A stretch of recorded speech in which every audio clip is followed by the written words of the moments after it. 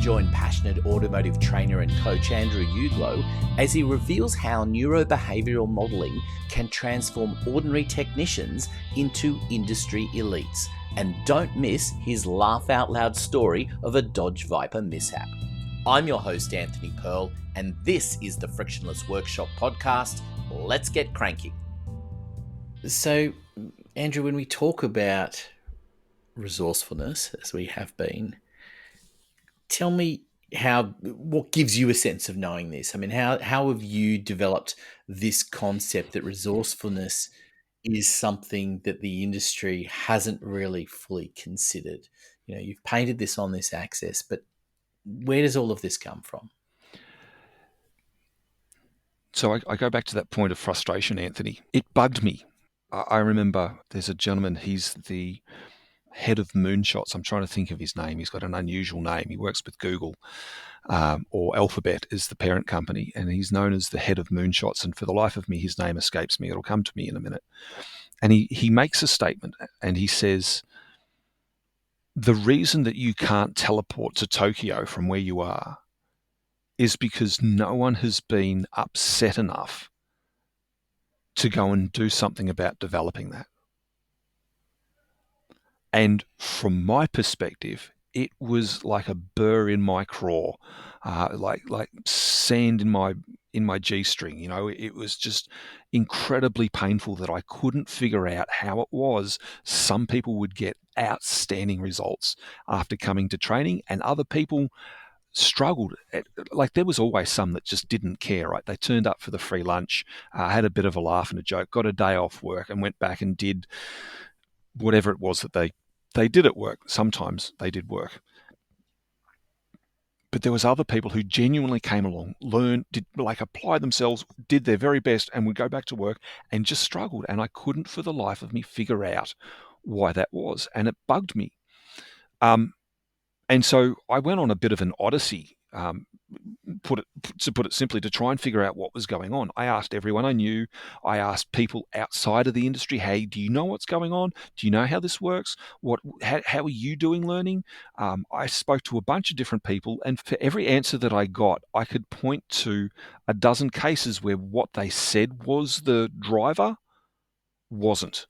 So it's attitude. And I could find people with outstanding attitudes that struggled. They go, oh no, it's mindset. And you go, right. And I'd go and have a look, because I'm training tens of thousands of technicians over years, right? I've got a good pool of experience to draw from. And I'd go, well, where are the people with a great mindset? And I'd go and talk to them, and they're great mindsets, and they still struggled. It's experience. And it was all of these things, but it wasn't only these things. And so I discovered that I didn't really have a way of being able to test for it. So a car comes in and it's got a no-start problem. We look at all the symptoms to identify where we need to test to identify the root cause. And if I can't make sense of the symptoms, and if I can't make sense of the data, then I can't do a valid test to identify the root cause. And that's kind of where I was. I had all of these symptoms, but I couldn't make sense of them. I couldn't find out, well, how do I test for what's causing or what's missing, whichever the case may be, in these examples. And a colleague of mine, Marvin Oka, he runs neurobehavioral research, and he invited me to do a class on neurobehavioral modelling. Now, you might be listening to this going, well, what in the Sam hell is neurobehavioral modelling?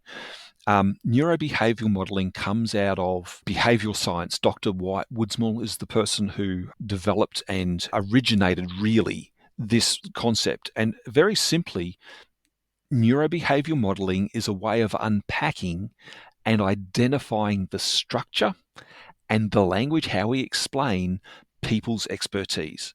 And so there are people that we've come across in life who are absolute gurus at something. It might be at music, it might be at football, it might be at mechanical repair, it might be at business management, business. It might be stock trading. Like pick a criteria of human skill, and you will find there are people who are absolutely elite in that area. And when you go and ask them, well, how did you do that? They'll tell you a story, but that story is not what's really going on. It's the best that they can explain. And so neurobehavioral modeling is, and this sounds a little bit gross, it's a little bit like lifting back someone's skull and watching what happens in their brain and going, I can see you've said it's this, but it's actually these things. And it's unpacking that expertise. We call it unconscious competence. They do it and they don't even know they're doing it. Let me give you a real world example of how this came about.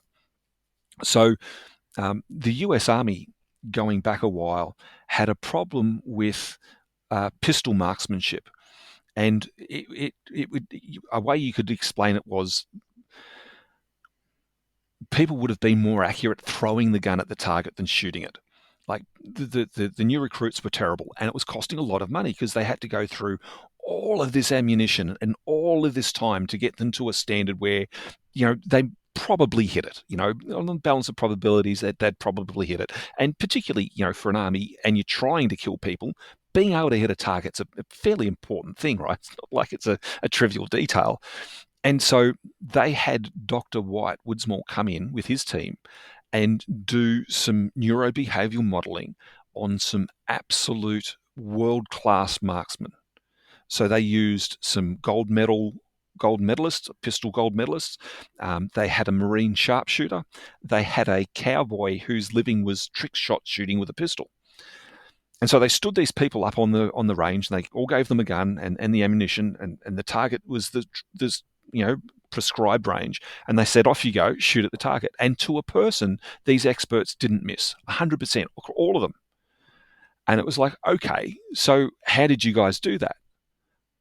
And they started to unpack all of these skills, micro skills, strategies, thinking, perceptions, sensations that they were tracking that these new recruits had no idea even existed. And it started with, well, why are you holding the gun like that? Well, I hold the gun like that because it gives me better stability. Oh, okay, well, we should teach the new recruits to hold the gun like that. I noticed that when you're holding the gun in your hand and it's the tip of the gun's moving around, how do you know when to shoot? Oh, well, I shoot when I get perfect sight alignment. Oh, there's a perfect sight alignment? Well, what does that look like? Maybe we should teach that to the recruits. Why are you standing with your feet this far apart, not that far apart? Why is it that you're shooting in between heartbeats and with a particular type of breathing? Why are you doing it like that? And so there was all of these things that were going on outside the conscious awareness of these marksmen. Like, they were doing it, they'd learnt it, but they couldn't articulate how they were doing it. And so using the process of neurobehavioral modeling allowed Dr. White Woodsmall and his team to unpack all of these skills, all of this stuff, and they then taught that to these marksmen, to these recruits. And the first time out, they did better, and they discovered they'd missed some things. And then the second time out, to a person, the new recruits were shooting in the top 90% in like a tenth of the time with a tenth of the ammunition. And so I did more or less the same thing with automotive technicians. I went and modeled a whole bunch of automotive technicians on a scale. So there were people who were still in their apprenticeship, and there were people who'd been in the industry for 25, 30 years and were absolute gurus. One of them was like how would you describe as like a level 3 technical support person? So the first level of technical support, if they can fix the car, they called the second level of technical support, who were gurus. And if they couldn't fix the car, they called this guy. He was like the guru's guru. And yep. we found a pattern. We found a pattern to how these technical gurus were operating. Now, for me to try and explain all of the pieces that we found would be, I think I'd put everyone to sleep, myself included. But the pattern that we found is what I call resourcefulness. And it's how I described it earlier. It's the ability to get a clear perception or an accurate perception of what's really happening, and then using that same insight, identify solutions and apply them efficiently and successfully. And so the people that we modeled, we looked at newbies, we looked at gurus, and what we found was that the gurus were doing things that the other people, even fairly senior technicians, didn't even know that they should be doing. Like there was vast gaps between what the elite people were doing and what the less elite people were doing. And we then reverse engineered this into a program that we call the Resourceful Technician Formula. And it is a distilled down, fast-tracked way of being able to think like and apply the strategies that the gurus use. So rather than me teaching you technical training for decade after decade, I'm going to teach you to think and use the strategies and use the tactics and apply the methods that the gurus use, so that when you find yourself in that high stress, high complex, high information intense environment, you've got a way to navigate it.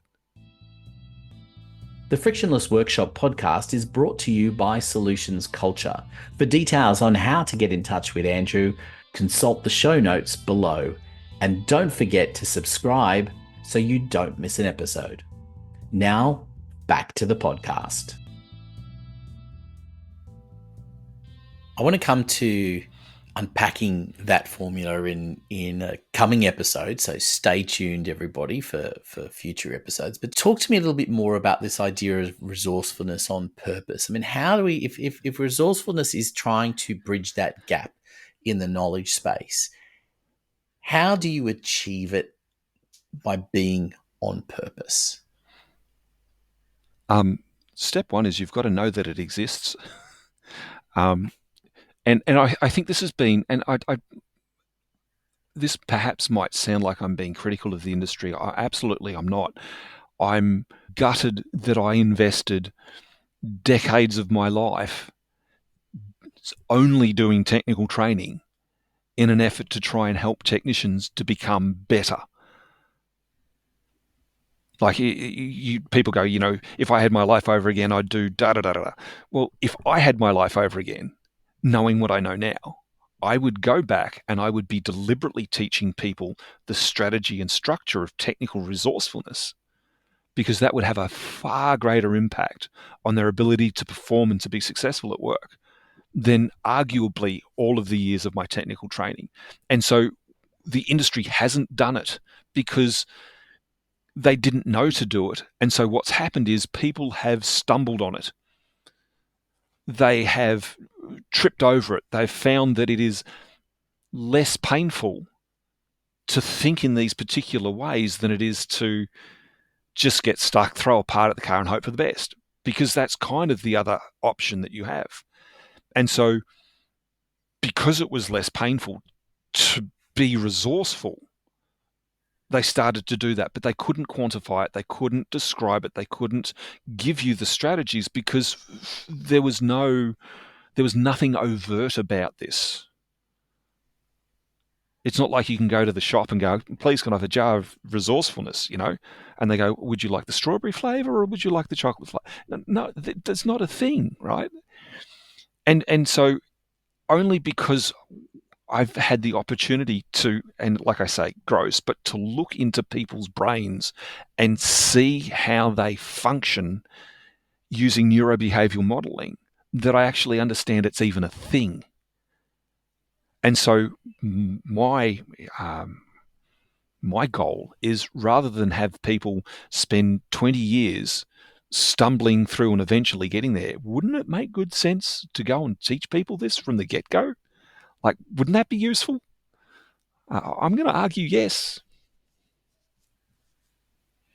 Yeah, absolutely. Absolutely. And I wanted to just finish up in this episode with a story that I know that you've got around training for the Dodge Viper. Tell me a little bit about that. Oh, this is So for people who don't know, and I'm hoping that everyone listening has actually heard of Dodge Viper. Dodge Viper was quite a remarkable car. They got a V10 engine, a 6-litre V10 engine, and they stuck it into a two-door sporty thing. It was touted as being the American equivalent of Ferrari, which I think is perhaps a bit optimistic. They were brilliantly fast in a straight line. They handled it a little bit like a dog on lino. And weren't the happiest in corners, but they got there eventually. But brutally fast. And so I got sent to the US to go and do Viper training. The class was a very specific class. Only the best techs were ever invited. Someone here in Australia at the time, I was working for what was then Daimler Chrysler, decided that we'd take a whole bunch of left-hand drive Dodge Vipers, convert them to right-hand drive here, and sell them. And so we had to then support them from an after-sales perspective, and that involved special tools and then training, of course. So I got to go to the US and do the training, and that was awesome. Met some absolute geniuses of people doing that class. We then took that training, we deployed it here, and at the same thing, we invited the best techs to come along to the training. Now, Viper, of all of the things that Viper was, high technology was not one of them.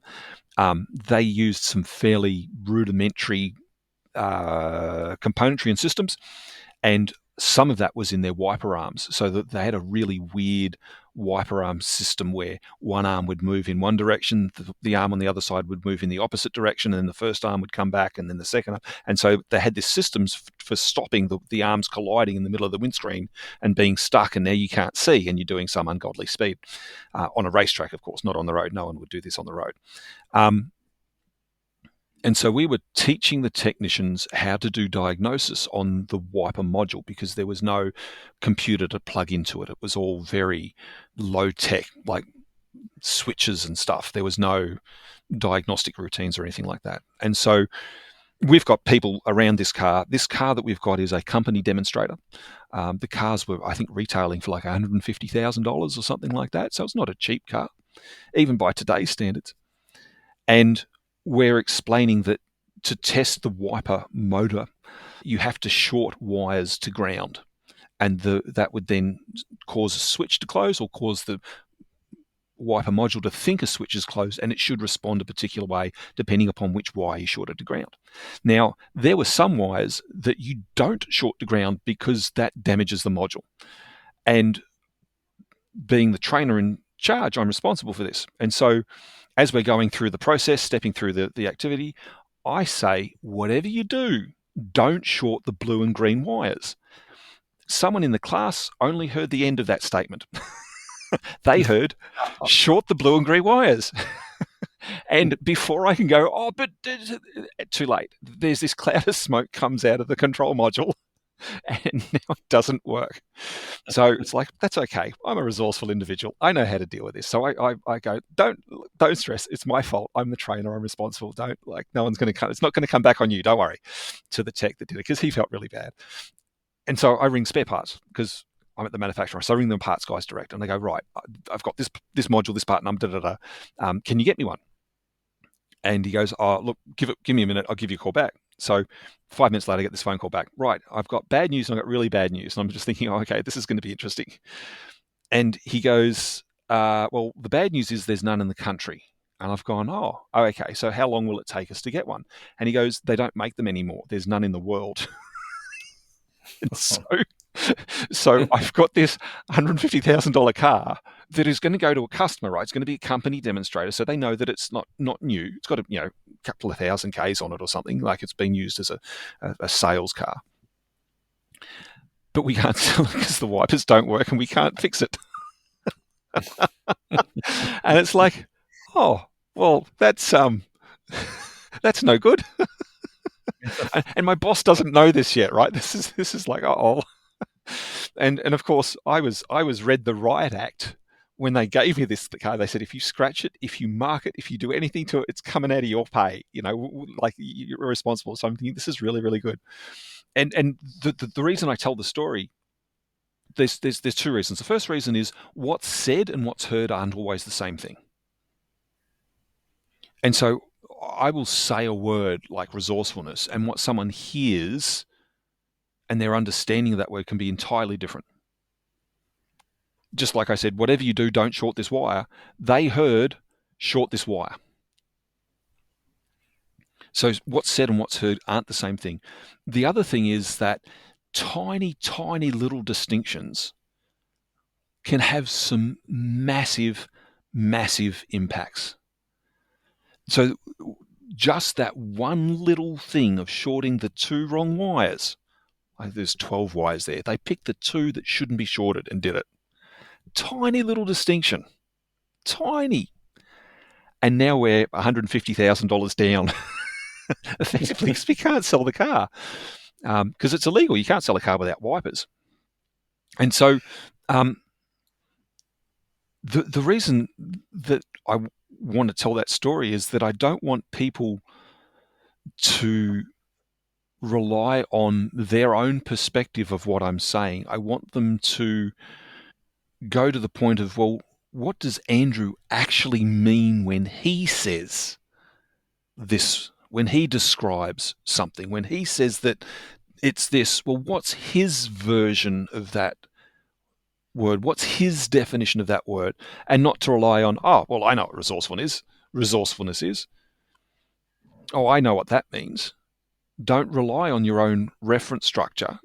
Get curious and go and try and understand mine, because it'll be a tiny, tiny little distinction that'll be the difference that makes the difference. And it is.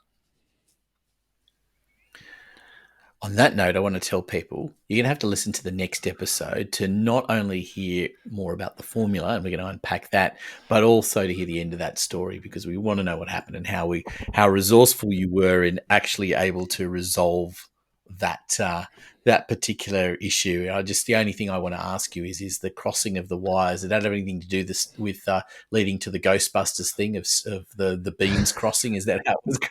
No, came about for your class? Not quite. We joke that all electronic components run on smoke, right? So that any time the smoke comes out of the electronic component, it stops working. So they must run on smoke. And so we joke when someone does the wrong thing, oh, they've let the smoke out.